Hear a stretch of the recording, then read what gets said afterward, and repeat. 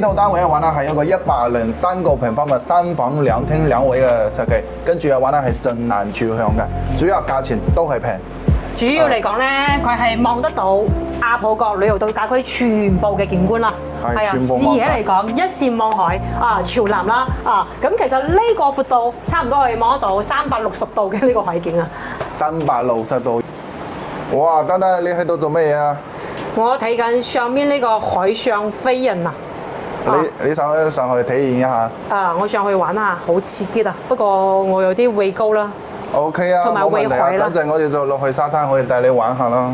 我哋依家嘅單位係位於小地塊嘅。係，我哋而家係石嶺銀灘維港灣小地塊嘅呢個2棟樓環單位嚟嘅，都係最前邊嘅呢一棟啦。啊，前邊係冇遮冇擋嘅，係都唔會再起樓嘅啦。係，輝哥覺得呢個單位覺得點啊？呢套單位嘅話咧係一個103個平方嘅3房2廳2衛嘅設計，跟住嘅話咧係正南朝向嘅，主要價錢都係平。主要嚟講咧，佢係望得到亞普角旅遊度假區全部嘅景觀啦。係啊，全部視野嚟講一線望海啊，朝南啦啊，咁其實呢個闊度差唔多可以望得到360度嘅呢個海景啊。360度有冇咁誇張啊？等等。我哋咁樣轉個圈唔係360度咯，咁你唔可以單單睇一邊啊嘛，仲有另外一側啊嘛，係咪？唉，好，你話點就點啦。我哋睇翻呢間單位嘅露台，呢個露台 OK 開間都有1米半左右啦，有幾大個呢個價平方啊錢仲？未介紹啊！呢個103個平方，總價係878000。878000啊！呢套單位3房2廳2衛㗎。咁我哋睇下呢個露台先啦。嗱，呢個露台都非常之大嘅，有13個平方嘅呢個大露台。跟住嘅話啦，呢個朝向嘅話咧係朝正南向。同埋啦，我哋而家樓層嘅話咧都係算高樓層啦，中高樓層。我哋而家係23樓啊，高樓層，所以話睇出去嘅海景非常之舒服。樓下就係我哋嘅沙灘啦，啊，係啦。咁我哋睇翻房間裏邊， OK。呢個戶型嚟講咧，其實個開間都係非常之闊嘅，嗬。係啊。開間呢邊擺一個大梳化啦，啊，同埋大電視啦，都係足夠嘅。開間有幾闊啊？開間嘅話咧有3.8米。3.8米嘅一個開間啦。係。啊，我哋睇翻呢間單位嘅入戶位置。 OK，我哋咁呢邊嘅話，佢係幾梯幾伙㗎？2梯4伙啊！呢個。 2梯4伙。係。啊，從入門開始嘅話，其實呢邊都有一個單獨嘅一個入戶位置啦。係啦，佢係揀嘅就係我哋前邊呢2套海景係最好嘅嘛，後邊嗰2套嘅話咧係大啲單位㗎。跟住嘅話咧，佢睇出去嘅海景嘅話咧就遮住少少，所以話呢2套景觀係最好嘅。同埋啦，嗱可以睇見我哋呢套房嘅話咧係有個單邊位啊嘛，門口嘅話咧有個私人空間可以利用一下啦。同埋我哋而家維港灣，佢作為係石嶺銀灘最新嘅2手樓，呢邊嘅高樓標準質素都係非常之高嘅。嗱可以睇見呢個指紋嘅呢個密碼鎖啦，都係嗰時開發商嘅交房標準嚟㗎。跟住後邊嘅話咧係全屋嘅呢個電箱啦，都係電掣。係啊，我哋覺得維港灣呢邊咧，佢嘅所有嘅嗰啲門啊、地磚嘅質素係相當啲高嘅，同埋呢邊都有暗掣嘅呢個開關。係。哇，都好高級嚇。係啦，嗱，咁我哋睇下呢個廚房啦。廚房嘅話咧都係非常之大，一個 U 字形嘅呢個廚房。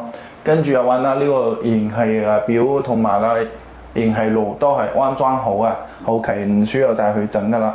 呢個寵物空間都係做得幾好啊！下邊呢啲櫃啊，就你睇住啊，呢啲全部都係我哋開發商嗰時交房嘅標準啊，同埋抽油煙機啊呢啲啊都係交房標準嚟㗎。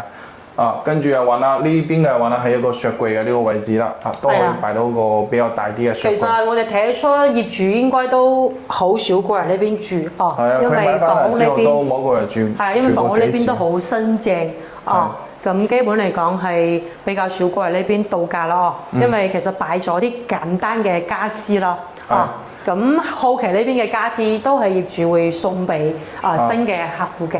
係啦，嗱，仲有話咧，我哋可以睇下呢個餐台位啦。嗱，呢個餐台嘅話咧係嗰啲伸縮式嘅，就係可以推拉擺大啲嘅，可以拉出嚟之後嘅話咧係有個大圓桌，都係比較方便啲用。因為其實佢嘅一個擺燭台呢個位置嘅空間都係足夠嘅。係，同埋啦呢啲茶几啊、電視櫃啊呢啲啊，佢嘅質素都係 OK 啊，因為都係呢種實木嘅呢種傢俬啦，比較耐用啲啦。係，我哋睇翻房間，啊。 OK 咁我哋睇呢邊嘅一個第二間房啦啊。呢個次卧咧可以望得到海景，通埋呢個露台嘅通埋呢邊嘅露台主要嚟講露台都係長方形啦非常之大啦，在呢邊都係晾啲衫啊，或者係在主陽台咁其實在呢邊嘅房間望出去嘅景觀都係一線望海因為依家下晝咧風浪有啲大啦，我哋睇得到呢邊嘅一個海景。可能海水唔係咁清楚，唔係咁清新，咁我哋其實在呢個位置係擺一個衣櫃嘅呢個位置啦，全部度定一個衣櫃，係。我哋睇翻洗手間。我哋睇下第一間洗手間，呢個話咧就係公共洗手間嚟㗎，都係帶埋個窗嘅，同埋乾濕分離啊呢啲啊，全部都係做好晒嘅。呢個馬桶位啊都非常之大。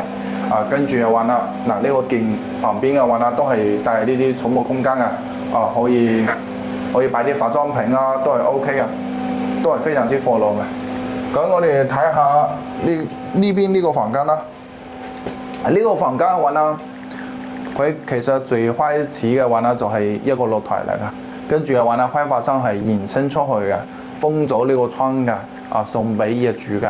所以話啦，呢個103個平方啦，實際嘅話啦，佢係2+1房3房，同埋啦呢套房嘅話咧都可以睇到嗰個海景啦，非常之舒服，都可以擺到個尾嘅床業主嘅話咧係擺咗一個尾嘅呢個單人床啦。係啊，主要呢個方位其實係朝西向嘅，係呢邊朝西嘅咁我哋睇完呢套房，咁我哋睇下呢邊嘅主人間啦。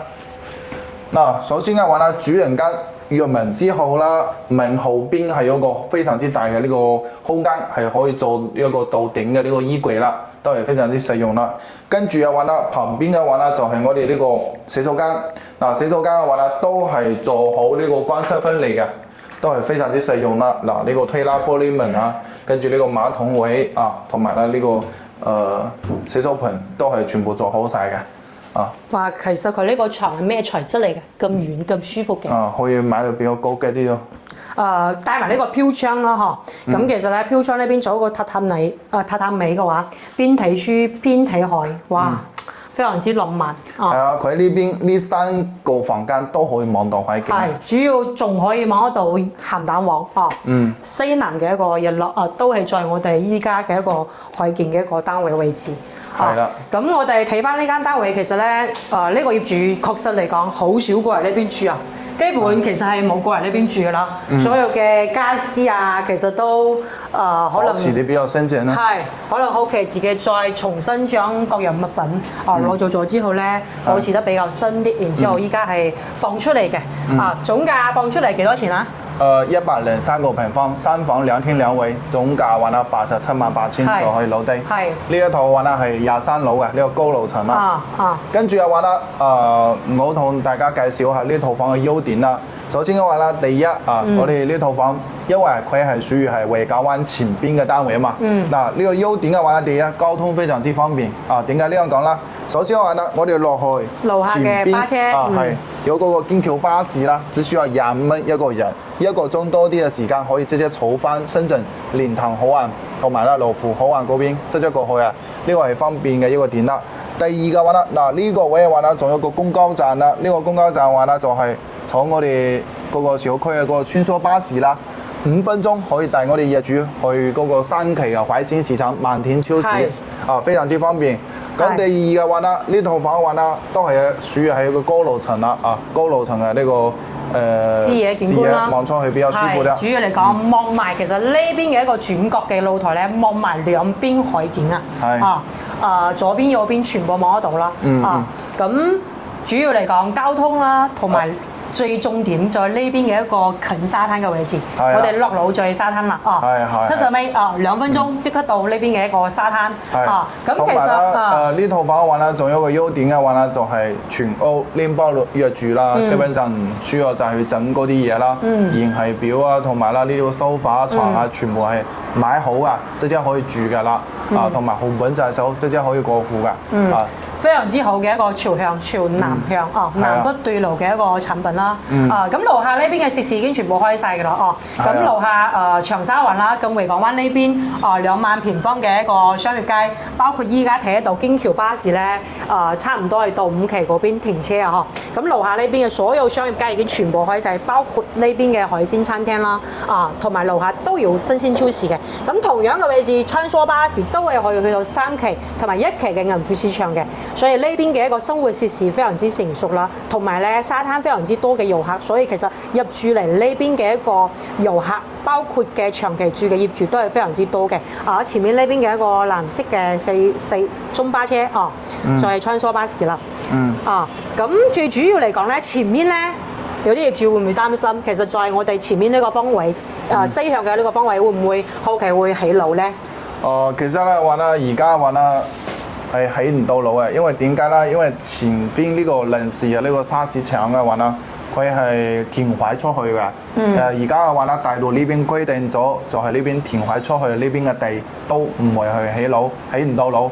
嗰邊嘅政府係審批唔到啦，因為第二最重要嚟講，其實200米之內咧，其實依家政府係唔批呢個建築用地嘅，所以佢係冇辦法起樓。咁我哋依家所在嘅位置就係到70米到沙灘係非常之稀缺嘅一個海景資源單位啦。所以價錢嚟講，可能有啲觀眾朋友，咁過落嚟8000幾蚊，點解價錢會咁貴嘅咧？其實一線望海，基本嘅一個價錢都要去到1萬蚊左右啦。咁當其時，其實呢間單位業主係買咗幾多錢啊？嗰時嘅話啦，業主都係花咗8-4萬先買翻嚟。係140萬，相當於依家都係非常之平嘅一個價錢。係啊，非常之實惠。咁呢間屋嘅一個缺點咧，其實同樣嘅道理啦，我覺得可能呢個家私比較簡單啲。咁其實咧，如果係中意現代化裝修嚟講，可能咧呢邊嘅家私需要自己重新再去配置啦。係啊。咁我哋呢期視頻嘅話啦，呢套房嘅話啦就講解完啦。如果係你中意呢套房嘅話啦，可以掃描我哋上方嗰個2維碼啦，可以添加我哋 WeChat 啦，跟住我哋可以發嗰個呢套房嘅資料發俾你啦。跟住如果係你想過嚟睇樓，提前1日或者話半日時間，可以同丹丹或者話飛仔約呢個時間啦。我哋可以安排專車去深圳蓮塘口岸同埋樂富口岸嗰邊車你過嚟睇樓。睇完之後嘅話啦，如果係呢套唔中意啦，我哋仲有其他實領人睇呢邊嘅優質嘅呢個筍盤啦。